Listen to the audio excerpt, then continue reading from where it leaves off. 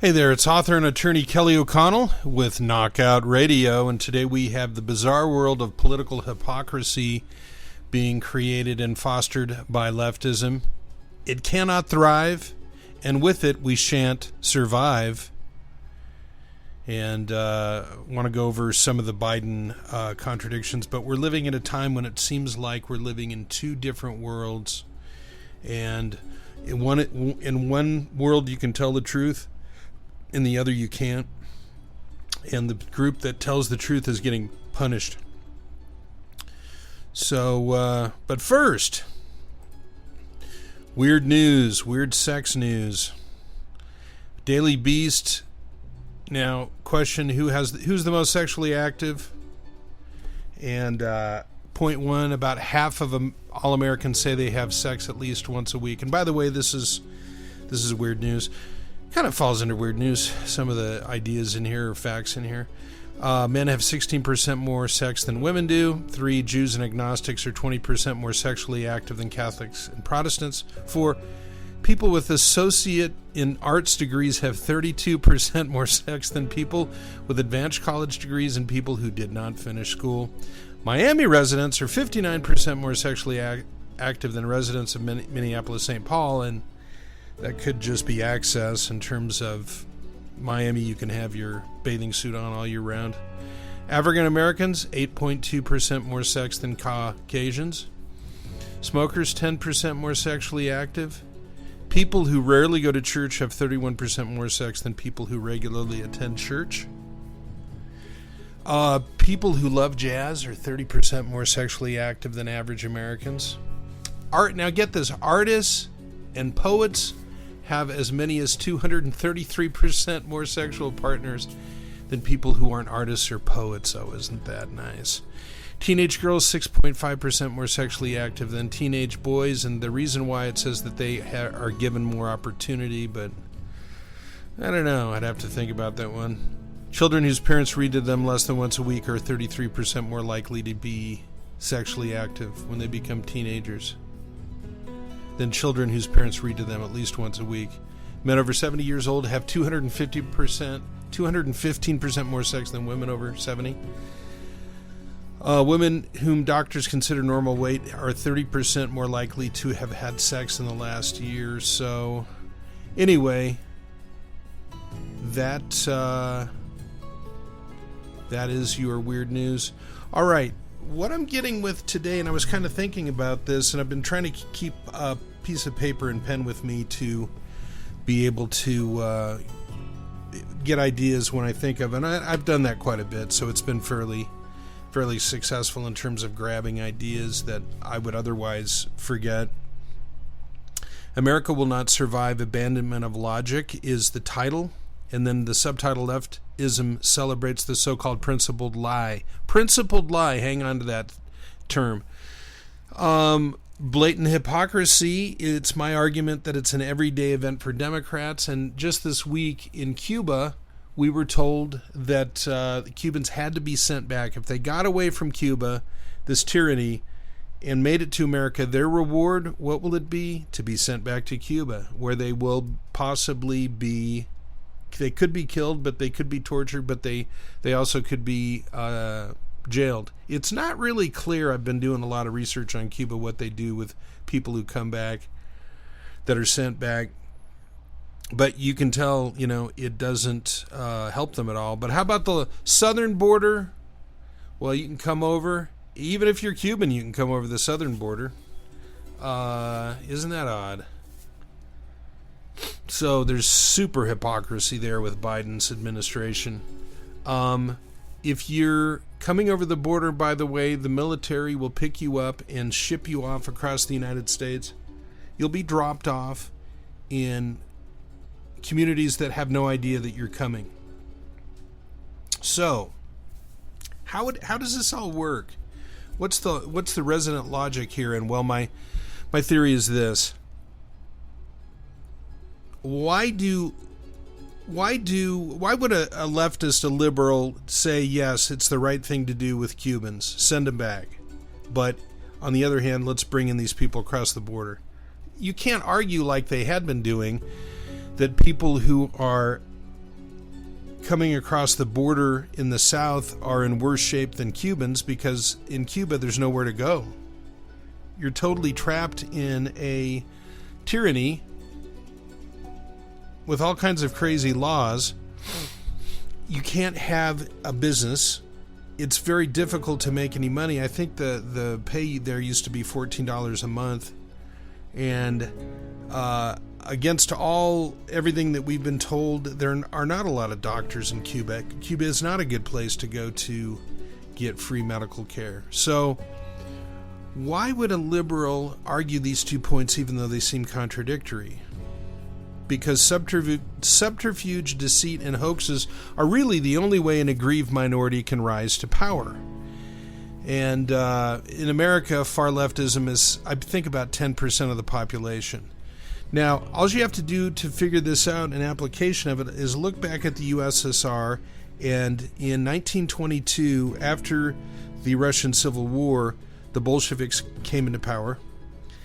A nation of 100 million people, almost 101 million people, was ultimately ruled by 20,000 communist Bolsheviks. So I read somewhere one time it was 5% of 1%. So how did they do it? How did they stay in power when they were a super tiny minority? And they did it by using lies, fooling people through lies, terrorizing them, kind of backing them down, and massacring people to control the population. And we do know that the secret police was massive, absolutely massive, and that you really had no friends in Russia because anybody could turn you in and get you in trouble and get you sent away to the Siberia, to the Gulag, or get you killed. And as time went on, Stalin killed more and more and more people till he was killing hundreds of thousands of people a month. It was really insane, and there was no logic for it. He acted like he had to do it, but there was no real logic behind it. And so I'm saying that we're not obviously in Russia right now, but we're dealing with arguments where the government can tell lies, where certain politicians or certain groups can tell lies, and nobody's allowed to stand up and call them out. And if you do, you get in a lot of trouble. So this is starting to remind me of a banana republic. The head of Trump's inaugural committee was just arrested for being a foreign agent, not a foreign agent, but a person who's dealing with foreign countries and repping for them or whatever. And I'm looking down here to see, I've got a note on this a little bit. Foreign agent, yeah, so it is a foreign agent, but this guy didn't do anything terrible, and neither did Paul Manafort. Paul Manafort might have, he might have lied, he might have done some illegal stuff, but he didn't do it for Trump. And this guy didn't do it for Trump. Now, they both got arrested. Now, Hunter Biden has made tens of millions of dollars from the Russians, from the Chinese, from the Ukrainians and others. And you know what? He didn't speak Ukrainian. He was on this board, and he didn't, and it was for a gas company. He didn't know anything about the petroleum industry. And he didn't live in that country, so he wasn't even going to the meetings, but he was making $175,000 a month, I believe was about the final total. So now leftists believe a society based on constant contradictions between the elites and the masses can thrive. And I'll explain this more to you a little bit further. I think you'll enjoy it. The left's constant enchantment, it's idée fixe, which is French for fixed idea, something you're just kind of really just, totally, you're hypnotized by it almost. It's the destructive belief that liberals are light years ahead of others, non-liberals, conservatives, or whatever, the masses. They're light years ahead of others in raw intellect, education, and purity of motive. So they care more, and they know more, and they're more talented, and they're more organized, and so they're the ones who need to lead the world. and we need to get out of their way or start helping them. So, because of this, and here's the main point of the article, it is called the principled lie. Now, we've all been around this. Sometimes it's called a white lie in some situations, but really it's not a white lie. It is a massive lie that is part lie, but it's also, to a great extent, it's self-delusion, and to think that you're smarter than everybody who disagrees with you. That's the basic idea. So you're allowed to lie because you're responsible. You're a humanist. You're responsible for the world. You're responsible for saving people, and how you do that is by getting them to think in a progressive or a humanistic way. And so in doing that, you get them into the commune, so to speak. You may not actually get them into a commune, but you get them into the way of thinking that we survive as a group or we die. If we don't work together, then there's no hope.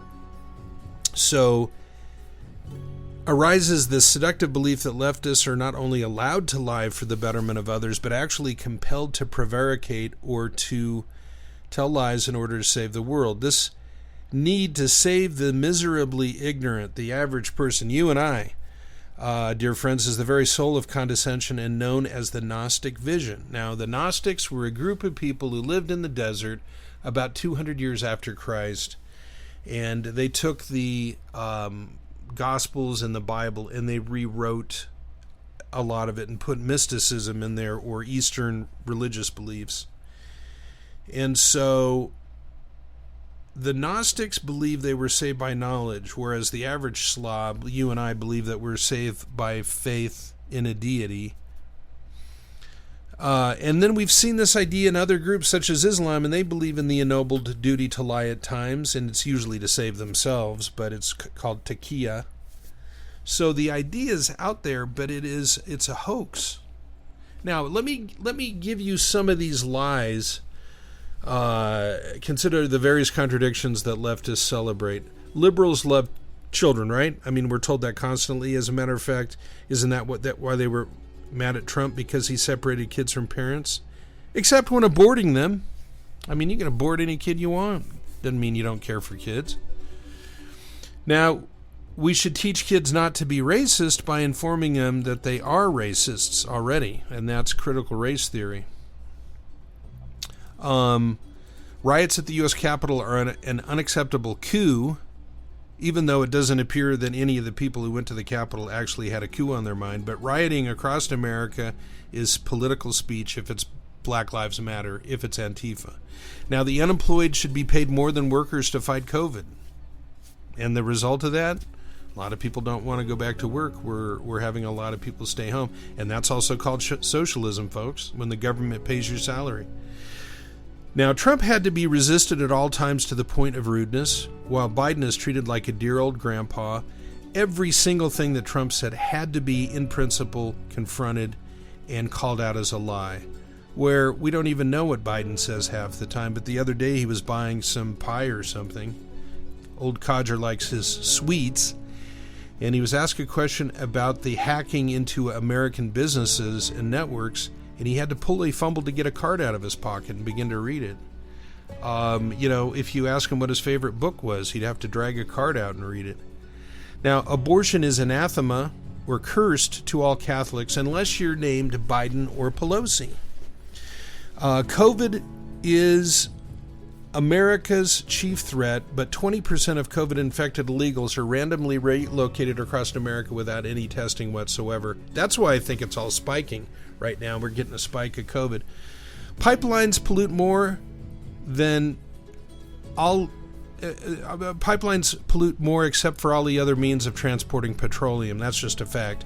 Governors can send seniors to die of COVID in nursing homes if it embarrasses Trump and makes him look like he made a mistake. In America, you can say whatever you want unless it offends even a tiny minority. Woke corporations can attack states for voting laws but use China and their religious slaves to make cheap crap for us. Biden fights for America by handing our main adversary a list of 14 no-attack targets. Duh. Governors should shut down states in the name of COVID safety despite not even knowing the science. Trump was always under scrutiny for mental decline, but even when Biden mistakes his wife for a potted plant, or that famous book, The Man Who Mistook His Wife for a Hat, nobody cares. Now, boys shouldn't beat up on girls unless dressed like ladies in sporting competitions. Foreign agents, Paul Manafort was arrested while Hunter made millions off her enemies. I already mentioned that. Liberals defund police, then attempt to outlaw private weapons, etc., etc., etc. So, there's all of these contradictions, all these ironies, these hypocritical ideas that are out there. And even the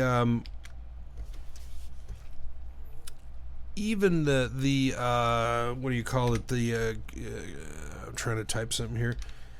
Even the liberals understand these. They can't really explain them. And my buddy, who living down in Florida, he can't ever explain anything either. He'll take one thing and fight me on it. And I just think that's how